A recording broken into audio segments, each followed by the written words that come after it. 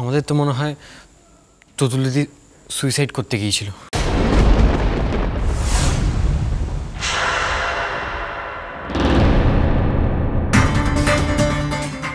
কি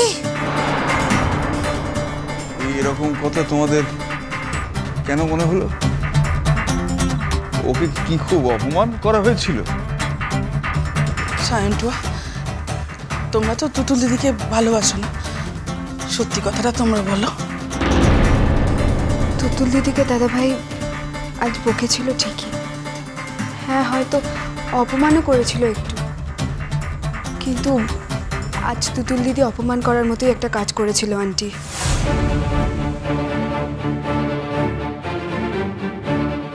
কি করেছিল ডোডো?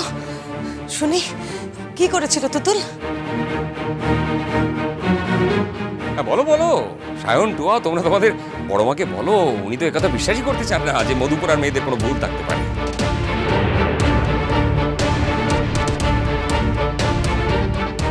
এখানে মধুপুর আর মেয়েদের জন্য কোনো বিচার সভা বসাইনি আমরা, যে কথায় কথায় মধুপুর আর কথাটা বলতে হবে। দাঁড়াও দাঁড়াও, আচ্ছা টুয়া, তুমি তো সব কিছু ভালো করে বুঝিয়ে বলতে পারো, মানে আমাকে ঠিক করে বলো তো কি হয়েছিল, আমায় বলো। মানে তুতুল দিদি অপমানিত হওয়ার মতো কি কাজ করেছিল? তুতুল দিদি আজ পার্টিতে প্রচণ্ড ড্রিঙ্ক করে এক ঘর লোকের সামনে দাদাভাইকে হিউমিলিয়েট করেছিল।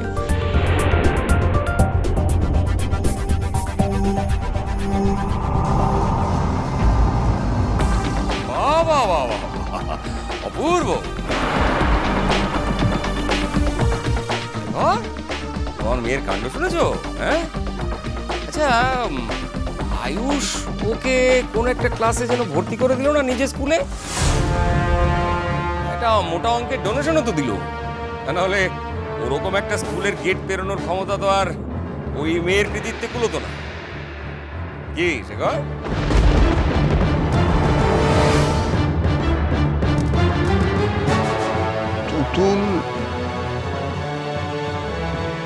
তুতুল আজ ড্রিঙ্ক করেছিল?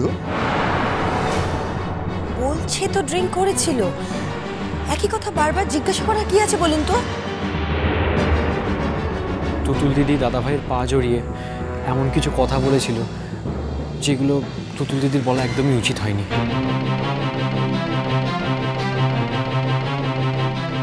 তারপর দাদাভাই তুতুল দিদিকে ধাক্কা মেরে বাইরে চলে যায়।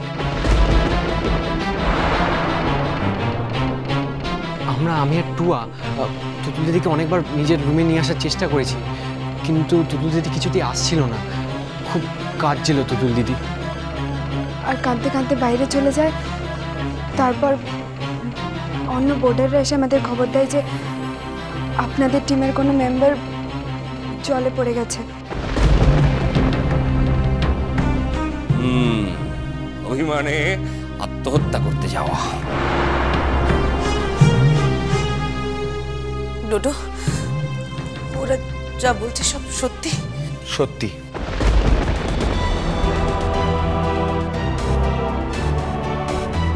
তবে তুতুল আমায় যে কথাগুলো বলেছিল তার জন্য আমি হিউমিলিয়েটেড হইনি। ফর ইউর কাইন্ড ইনফরমেশন, তুতুলের ড্রিঙ্ক করাটাকে আমি অ্যাকসেপ্ট করতে পারিনি। আমার যদি হিউমিলিয়েশন হয়ে থাকে, যদি আমি রিয়্যাক্ট করে থাকি, তার জন্য করেছি।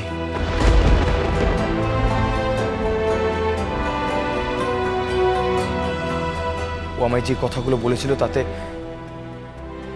আপত্তি করা আমি কিছু দেখিনি। আর ও আমায় যে কথাগুলো বলেছিল সেই কথাগুলো বলার অধিকার আমি নিজে ওকে দিয়েছি।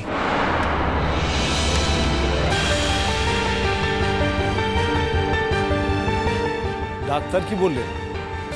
বাঁচাতে পারবেন? নাহলে তো অনেকগুলো টাকার ব্যাপার। আর ওর বাবা আর যাই হোক ভীষণ অ্যারোগেন্ট লোক, অল্প টাকায় উনি মানে ওনাকে খুশি করা যাবে না। উনি আর কিছু বুঝুন না বুঝুন মেয়ের ব্যাপারে, টাকার ব্যাপারটা উনি খুব ভালো বোঝেন।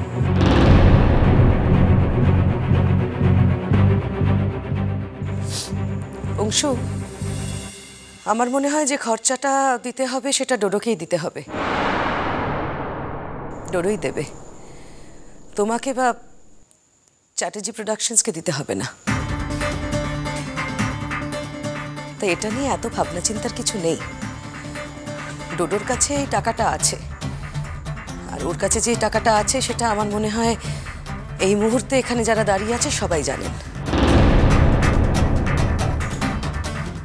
আয়ুষ, আয়ুষ, আমি আমার মেয়ের কাছে যেতে চাই। আমি নার্সিংহোমে যাব না। আমি এত রাতে তো কোনো ট্যাক্সি পাবো না, কোনো গাড়ি পাবো না। তুমি কি দয়া করে আমাকে একটু তোমার সঙ্গে নিতে পারো? আমিও যাবো আয়ুষ। আমার মেয়ের মাথার পাশে গিয়ে দাঁড়ালে আমি জানি আমার তুতুল ঠিক ভালো হয়ে যাবে। তুমি দেখে নিও, ঠিক ভালো হয়ে যাবে।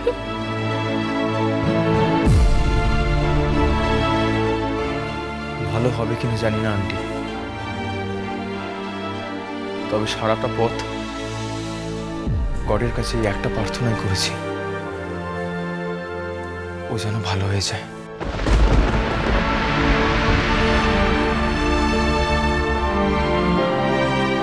এর জন্য যত কঠিন পরীক্ষা দিতে হয় আমি রাজি। দরকার পড়লে যদি আমায় আমার অভিনয় ক্যারিয়ার ছেড়ে দিতে হয়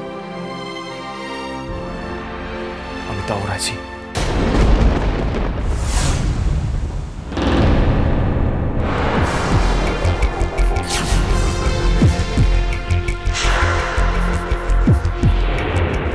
এসব কি বলছিস তুই আয়ুষ? তোর কি মাথা টাথা খারাপ হয়ে গেল নাকি? সেটা কি তুই আজ এখন বুঝলি অংশু? মাথা খারাপ না হলে কেউ একটা এক সন্ধ্যার আলাপের মেয়েকে নিজের বাড়ি আসার ঠিকানা দিয়ে আসে না? নিজের আশীর্বাদের দিন ভুলে গিয়ে ওই কলকাতা থেকে মধুপুরা ছুটে যায় সেই মেয়েটাকে সরি বলবে বলে, নাকি আবার ফেরার সময় নিজের গাড়ি করে সঙ্গে বাড়ি নিয়ে আসে?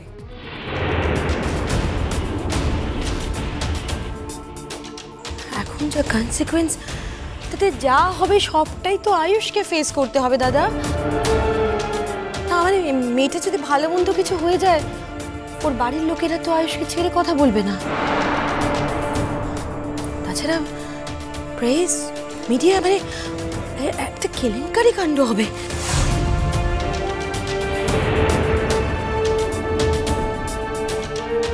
ছোট ম্যাডাম, আসলে গল্পটা কিন্তু আর একটু বড় আমার মনে হচ্ছে, আর একটু জটিল। যদিও স্যার আমাকে বলছিলেন যে ব্যাপারটা যেন আমি জটিল না করি, তা আমার হাতে কিছু নেই স্যার।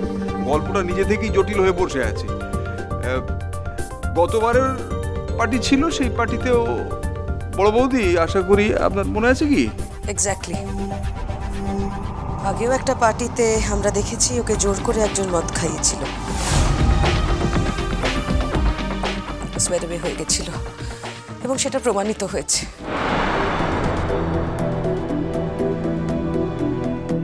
এখানে নিশ্চয়ই ওকে মদ খেতে বাধ্য করা হয়েছিল, অথবা ও না বুঝে খেয়ে ফেলেছে। সেই এতই কচি মেয়ে যে ভুল করে মদ খেয়ে ফেলেছে। মদের গন্ধটুকুও চিনতে পারিনি। চিনবি বা কি করে? আগে তো কোনোদিন নামই শোনেনি যে মদ বলে একটি বস্তু আছে। তা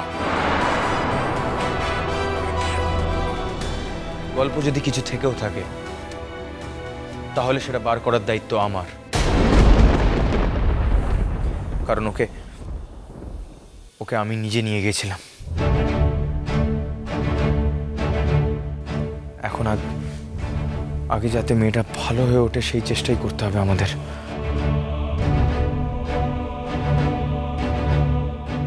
ডোডো, আমি যাব নার্সিংহোমে, কিন্তু আমাদের পরিবারের একটা মান সম্মানের ব্যাপার আছে। এই কেলেঙ্কারির কথা জানাজানি হয়ে গেলে আয়ুষের ইমেজে স্পট পড়বে। সে কথাটা ভেবেছো শেখর? সবাই মিলে যে নার্সিংহোমে গিয়ে আসর বসাতে চাইছো, এই কথাটা ভেবে দেখেছো? একটু আগে শুনলে তো বাবা, তুতুলের সুস্থ হয়ে ওঠার জন্য আমি আমার ক্যারিয়ার পর্যন্ত ছেড়ে দিতে পারি। আর তুমি কেরিয়ারে স্পট পড়া নিয়ে ভাবছো?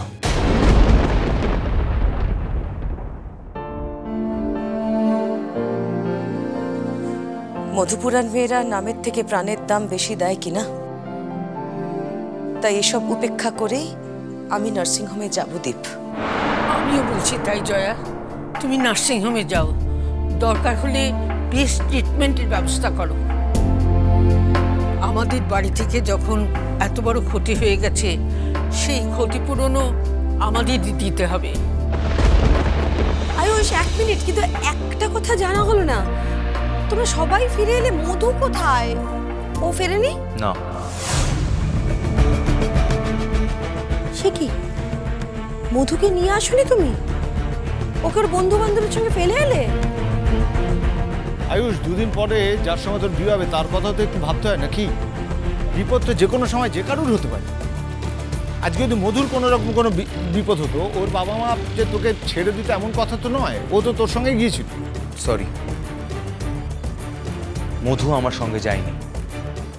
মধু একটা পার্টি দিয়েছিল আর সেই পার্টিতে আমরা গেছিলাম। আমার সঙ্গে যদি কেউ গিয়ে থাকে, সে সায়ন, সে টুয়া, সে তুতুল, আর আমি যাদের নিয়ে গেছিলাম তাদেরকে আমি ফিরিয়ে এনেছি। মা, সেখানে আন্টি আর দেরি করা যাবে না, তোমরা যদি যাও চলো, এক্ষুনি বেরোতে হবে। হ্যাঁ, আমি রেডি। মা, আসছি আসছি। লক্ষ্মী চল।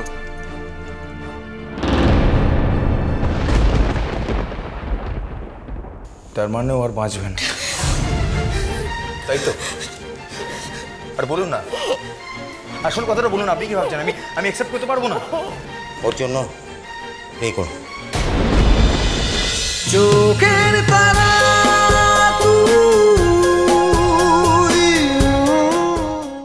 স্টার জলসার প্রিয় শো দেখার জন্য সাবস্ক্রাইব করুন আমাদের ইউটিউব চ্যানেলে এবং আপডেটেড থাকার জন্য প্রেস করুন বেল আইকন। চলো চলো চলো চলো পাল্টাই।